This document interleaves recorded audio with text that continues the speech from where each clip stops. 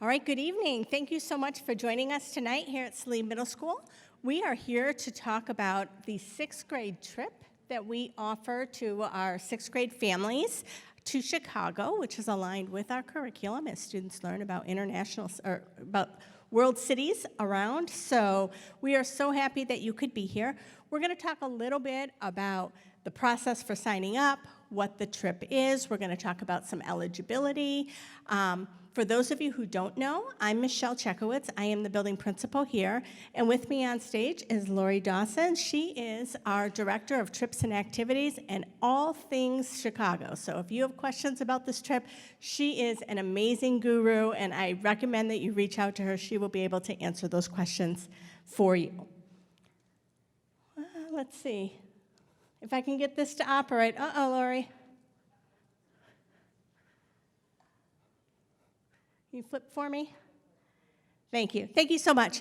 In addition, there are other resources here at Saline Middle School that you can reach out to if you have questions about the trip, if you have questions about eligibility, if you have questions about whether or not this trip is a good fit for your child.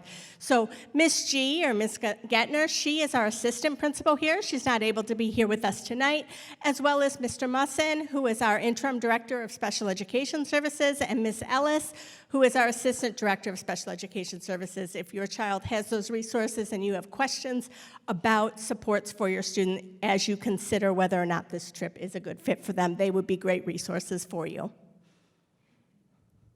I also would like to direct you to the Saline Middle School website under Activities and Clubs. There's a link there, as well as an email. So I'm going to turn things over to Ms. Dawson to take you through kind of the nuts and bolts of the trip and provide that information for you.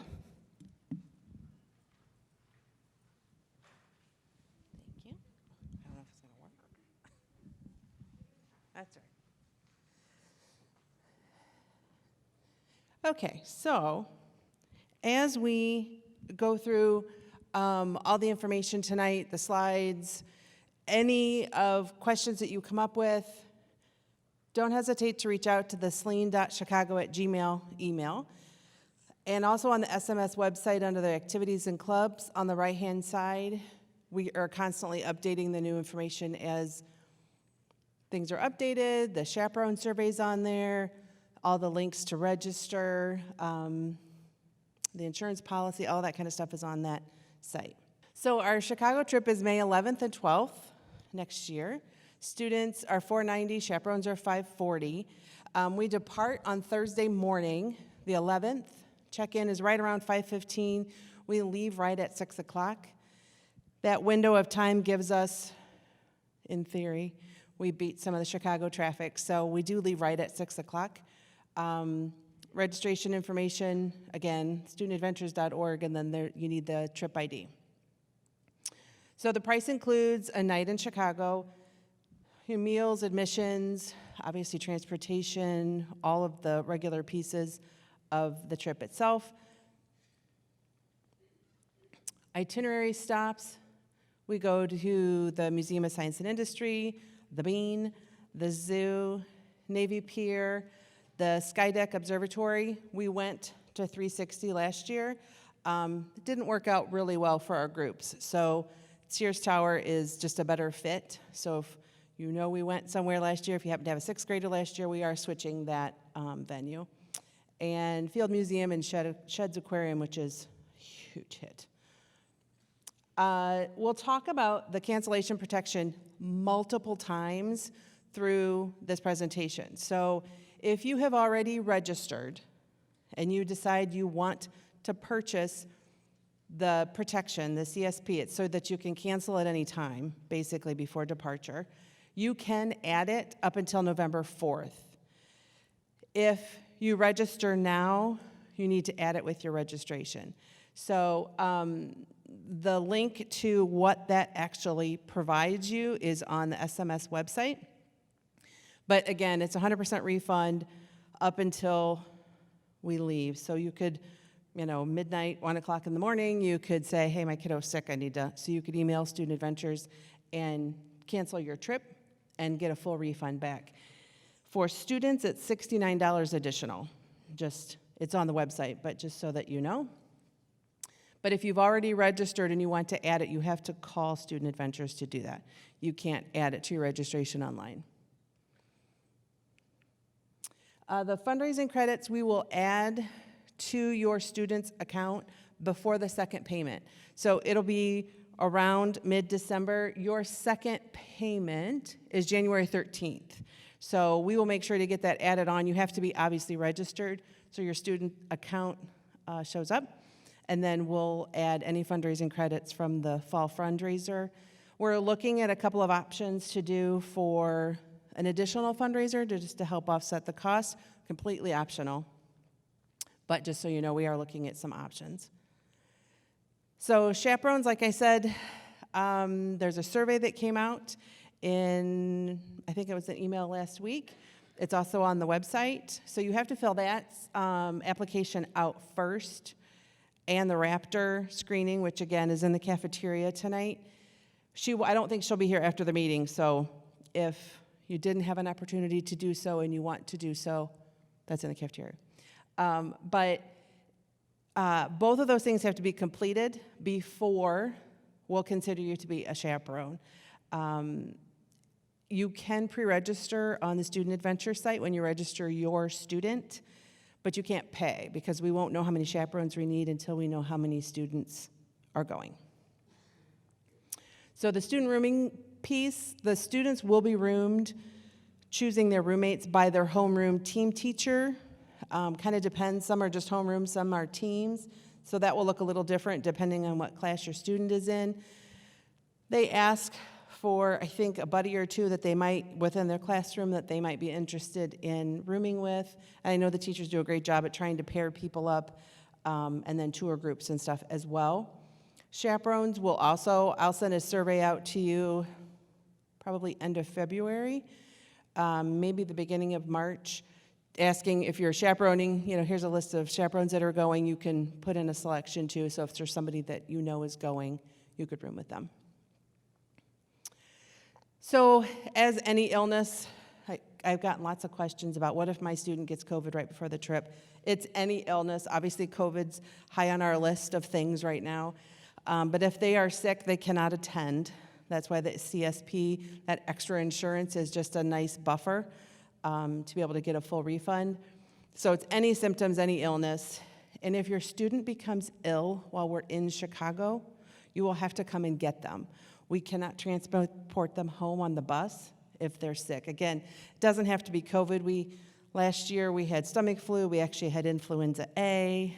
We had other things going on other than just COVID. So if your student is sick on the trip, you will have to come to Chicago to pick them up. Student Adventures does an app. They do it very well. That has all of the trip information on it. They have the locations, the restaurants, weather, itinerary, any emergency numbers. So if you are a parent that is not attending, you can see where we're at when we're there, and your student can have that information as well. It gives you information about Shed's Aquarium and the Field Museum and all the other places that we're attending. It's a really cool app that has everything on it that's on our trip. The medical and health information, so any over-the-counter medications and prescription medications that your student may take will be administered by a trip nurse. We will send out a health form probably around February asking for all that information, if your student's on any medication, any illnesses we need to know about, physical illnesses, mental illness, anything that we need to know to be able to take them out to set them up for success on the trip. So we have nurses that are going on the trip, mental health professional that's going to go on the trip. So, trying to get all of our bases covered. If your student has any dietary needs or food allergies or anything that's going to impact a meal, please make sure that that's on their student account with Student Adventures. If you're not sure, you can call them. We can't, kind of on the fly, all of a sudden come up with a gluten meal if we're going to a certain restaurant or if we're doing a box lunch or something like that. So we need to make sure that we know any of those pieces before we go. So it's a quick phone call. They're great about it. They'll just add it to your student's account It won't take long, but we do need to know any dietary, food allergies, anything like that that would impact a meal. Some points, talk about with your student, and Mrs. Chekowitz is going to cover this, obviously, in a little bit more detail, but technology is a privilege on the trip. It typically has not been an issue, but we will, step in if something's not being used appropriately. School dress code applies, proper behavior. All of those things are obviously things that we're taking your students somewhere else. We need them to be well behaved. And almost all the time the students are. They step up, they're amazing. But these are things that they need to know before we head out. It's educational first, social second. Again, if we have to step in and just a reminder, we're a large group going to a large city. So we always get compliments that our kids are well behaved and they're so courteous and they're very sweet on the elevators and to the hotel staff, and which is great. But that's, again, because we're reminding them before we go. And for them to absorb everything that Chicago has to offer. It's a different experience going with a group of, 300 students with their peers than going on a family vacation. You just see things very differently, and it's just a different trip. So, and with that, I will turn it back over to Mrs. Chekowitz. Thank you. I'm going to come back down and be with the people. Give me just a second to jog down here. All right. So I am really thrilled that we have this opportunity, and I want to thank all of you for coming tonight to learn about this trip. This trip really is a huge undertaking. In fact, we are the only district I know that travels this way with sixth graders to the size and scope of this trip. We will be traveling with more than 300 kids all the way to Chicago. It really is an amazing opportunity that Celine has to offer, and I'm quite proud of that. It takes a lot of preparation. And it takes a lot of sacrifices. So thinking about our chaperones, those of you who would like to come, as well as our teachers, folks who are taking time away from their own families to go on this trip to provide your child an opportunity. That's a sacrifice. Folks who are taking time away from their own jobs and employment so that they can go and chaperone your kids so they could have this opportunity. Our nurses, our mental health providers, taking time away so that they can ensure that we have a safe and enjoyable trip for your students. That's a big sacrifice, and I am so thankful that we have people willing to do that. Our trip is a privilege, and it is one that I'm very, very, very proud of. Want to flip to the next one? Thank you. We also recognize that families need to make the choice whether or not this trip is right for their student.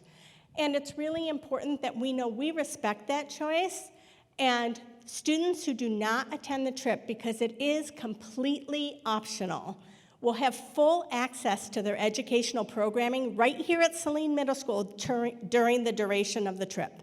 We run a parallel curriculum, so the students who are coming to school here in Celine are learning about the same places that our students who are in Chicago are learning. So we do the best we can to make sure that our kids that are here have equal access to their educational programming.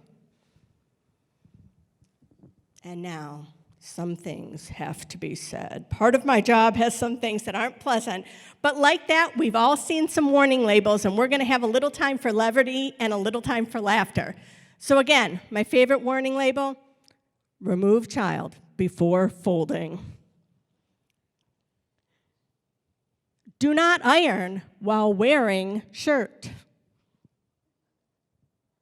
Warning, this product moves when used. And my personal favorite, danger, do not hold the wrong end of the chainsaw. Now, I don't know if those are real or not, but they certainly caused me a little bit of laughter. So there are warning labels for things that just must be said, and sometimes they're not pleasant to think about. Please let me be your warning label now. I need to say some things that must be said. Here, student behavior at Celine Middle School is the only indicator that we have as to how your students will behave on the trip. It is the only place that they are with 300 or more of their peers. It is the only place where we send them from point A to point B and expect for them to get there.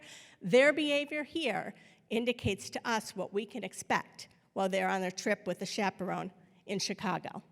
We are committed to doing our very best to provide a safe and enjoyable experience for students. So if your student struggles with some of those things, this trip may not be right for them. Ultimately, we are committed, if you want to just go to the next one, to doing our best to provide a safe and enjoyable experience for all of the kids on the trip. Students need to be self-sufficient. They are going to be staying overnight in a hotel room. We will not have an adult go into that hotel room, so they need to be self-sufficient, taking care of themselves, getting themselves to sleep, getting themselves up, being at the meeting point on time. All of those things are steps of responsibility that we expect from students. They need to be able to both physically and mentally handle being in a hotel room by themselves overnight. Additionally, our handbook indicates that student behavior here at school impacts their eligibility, whether or not they can attend this trip. Things like, if you want to go to the next one, this is in our handbook. Safety first. Students who have identified that they may be a danger to themselves or others may not be eligible to attend this trip. If they are truant or out of bounds or not where they're supposed to be, that could put themselves at risk as well as others while we're in a major city like Chicago. Students who have illegal substances or who display gross disrespect and subordination, again, they put the entire group at risk. So we want to make sure that if this could possibly be your child, this trip may not be right for them, and they may not be eligible to attend. Please know that if a student is deemed ineligible to attend, in order to receive a refund, they must have purchased the trip insurance. We do not fund the program through Saline Middle School. It is through Student Adventures Travel. So in order to get that money back, the insurance must have been paid for. Ultimately, I know I had to say the things that must be said. That's part of my role as principal. But ultimately, all we are asking is to carry over our expectations that we expect from students every day. We want them to be respectful, be responsible, and be kinder than necessary. And again, I am super proud that Saline is able to offer this opportunity to students. It is a great opportunity for kids, so go Hornets. And I'll turn things back over to Lori for questions. Thank you. All right, so any questions at all about the trip in general, about information that you just heard? Yeah.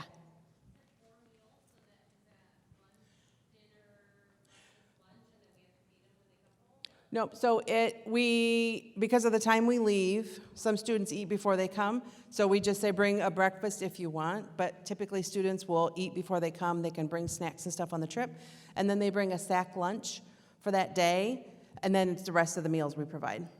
Yeah. Yeah.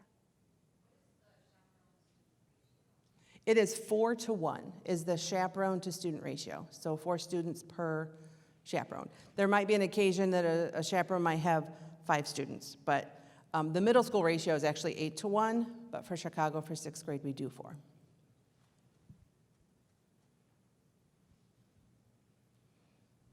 Yep, in the back. What's the return time for the trip on Friday? Right now, we're getting back around 7, 8 o'clock. As we get closer, all of our appointment times actually get put into the system.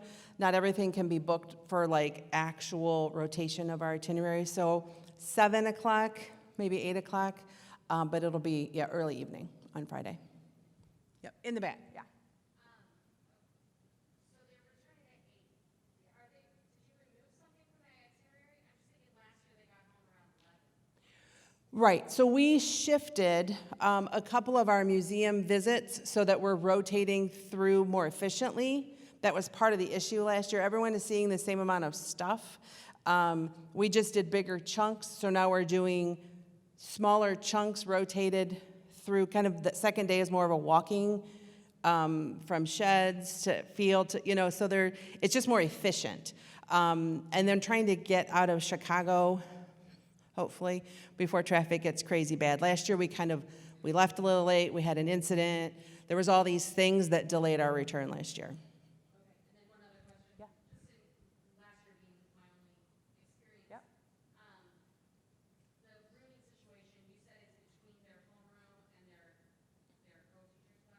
Correct. So their rooming will be done within homeroom, or if they're on a team, if there's 2 teachers. And then we combine teachers for the tours. So, but the rooming itself, last year we did it separate just because of COVID. There was a lot of requests for pods and things that we tried to accommodate last year, so it was a little different last year, but typically 6th grade is done by the teachers by homeroom. Yep. Yeah. How is the busing done? Is it done by homeroom or is it all mixed up? It will be homerooms in a sense. We'll be mixing some homerooms together. There'll be 2 separate itineraries, and then there'll be teachers within. So it could be, I'm just going to say, Foster and Schwartzberger would be together, and then 3 other teachers that aren't on a team or, a summit teacher, whatever. I mean, it just kind of depends on how that lays out, but it'll be, if they're a team teacher, that whole group will be on one bus tour. Any other questions? Yep. Are there any restrictions about cell phone use, or can they bring their cell phone and have use of it at any time? They can have their cell phones with them. We talk a little bit more in the spring about appropriate use, not taking pictures of friends sleeping, that kind of stuff. If we see after a reminder too, like that's not the appropriate way to use it, we'll take it for if we're on a tour, they're not paying attention kind of thing, but they can have it on the bus, listen to music, play games, watch a movie on their phone or whatever, yeah. Yeah. Will there be information set out about what they need to pack or anything else like that if there's something specific? Yep, so we will send out information, it'll be on the website. That's really what we cover in our spring meeting. I mean, it really is just an overnight, it's usually like a little duffel bag. They'll get a shirt, a Chicago shirt that we all wear on the second day. We're super cute touring through Chicago, we all match, we look really cute. So they'll have that, so it's really minimal, it's a one night. They don't need a lot, they have to be able to carry all of their own stuff. I did have a parent email, might have been last week, asking if a student can bring a sleeping bag because they would like to sleep on the floor. As long as they can carry it. Like, that's okay, but we don't help carry anything in. But we'll cover all the details, but it's just a typical overnight trip. Yeah? So remind me about registration. If you're intending to be a chaperone, but you haven't been selected yet, obviously. Yep. And we need to register the kids by next week or whatever it is. Yep. So what's the process for registering once you have been, if you are chosen as a chaperone? How does that work again? Remind me about that. Okay, so the question was if you're interested in being a chaperone and how that registration piece works. So when you register your student, if you want to register yourself, you can. You won't be able to make a payment. It doesn't mean you're going as a chaperone. If you choose to do that, that's fine. You don't have to. It's once we know how many students are going, then we'll know how many chaperones we need, and then we'll reach out. It's usually a 2-3 week window. Chaperones can register, they make their first payment, that kind of stuff. You can register as an adult on this trip, even though you haven't been selected to go on the trip. Is that what you're saying? Correct. You can register right now as an adult if you choose to. You just won't be prompted to make you won't be able to make a payment for yourself. You'll be considered waitlisted on the trip. Yeah, if you want to save that step later on, and that's fine, you can register. Any other questions? Yeah? You might have already said this. Oh, The chaperones will know like December-ish. Sorry. that's okay. No, go ahead. Oh, you might have already said this, and I'm sorry if you did. Our chaperones will know like December-ish or? Yep. So the registration for students closes November 4th. So it'll take a couple of weeks. 6th grade's a little different. We divide them out by homeroom, so we know kind of how many by homeroom we need for chaperones. Yeah, chaperones will know no later than that first week of December. Yeah. There was a question over here. Yeah. You may have answered this, but do the chaperones ride on the buses with the kids, or do we drive ourselves? Nope, chaperones are on the bus with us, obviously to and from, and your student will be in your group. That's another, question that I typically get is, will you have kids you don't know? You'll have your own student. Yeah. So you said the chaperones will not be in the Correct. Chaperones are not in the room. So you'll do a room check when we get to the hotel, make sure everybody's there. Highly encourage them to shower before the next day. And then they're good to go. And the nighttime security steps in then, and they watch the hallway. So then you go back to your room, and then the next morning we'll just make sure they're up and at breakfast. But yeah, you don't stay with the students. It's usually 10 or 10:30. It depends. I would have to look at the itinerary, like estimated time. We usually give the students 45 minutes, maybe an hour. It depends on what time we get back. Again, encouraging them to shower for the next day. Some at night, some in the morning. But yeah, so it's usually a 10:30-ish for lights out. So just security roaming that floor on each floor? Yeah, nighttime security, there are, I don't remember the ratio for 6th grade off the top of my head, but it's like security has 15 rooms and they're all right there. So they constantly all night roam the halls. I will tell you, one of the big fears is the kids hear that they're taped in their rooms. It's just painter's tape on the door, because if they open the door and the security sees that the tape is off, they'll knock and make sure they're okay. We're not taping them in their rooms. It's like a fear. Kids get freaked out. We're not. It's painter's tape. So they do that. And then the security will check on them. If the tape has been removed, they'll just knock, make sure they're good. So are the floors designated just for the students? So there's a boy and girl floor, and so the male chaperones will stay on the boy floor, and the female chaperones will be. And it doesn't matter if you're a dad taking a daughter, that's fine. You'll still stay on the boy floor. Your daughter will be on the. Nope, we have a block that's kind of off. Yeah, and then our floors are designated. Yeah, we have a block that's off to the side. Yeah. Yeah. Yeah. Sorry, I might have missed it. Has the hotel location already been selected? Yep, we are staying at, I wrote it down because I never remember, Hyatt Regency Woodfield. So we're a little bit out of the city. It's really a hotel that can accommodate 400 people, so. Can you repeat that? What was it? Can you repeat the hotel? The hotel is the Hyatt Regency Woodfield. It's about 40 minutes-ish out of the city. Yeah. The chaperones who went through the background check, it has to be done every school year, right? Correct. Yep, background checks. Even if you did one last year at the end of the year, you need to do another one, yep, before the trip. Anything else?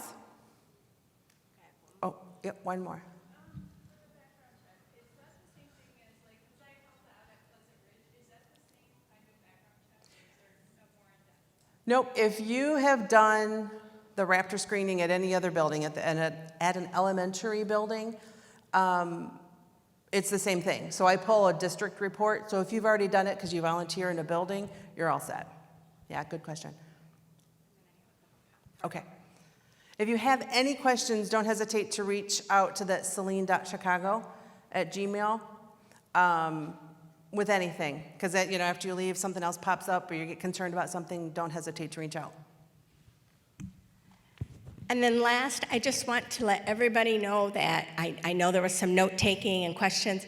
This information aid is being recorded so that we can include a link to it in the Hornet highlights, as well as a link to the FAQs and some information for you. This presentation will also be linked, so it will be in the weekly Hornet highlights that I send out. So if you know someone who couldn't be here tonight, or you would like to go back and reference something that we spoke about tonight, it will be there for you. And last but not least, a huge round of applause for Lori Dawson, who's put this amazing trip together. Thank you, Lori.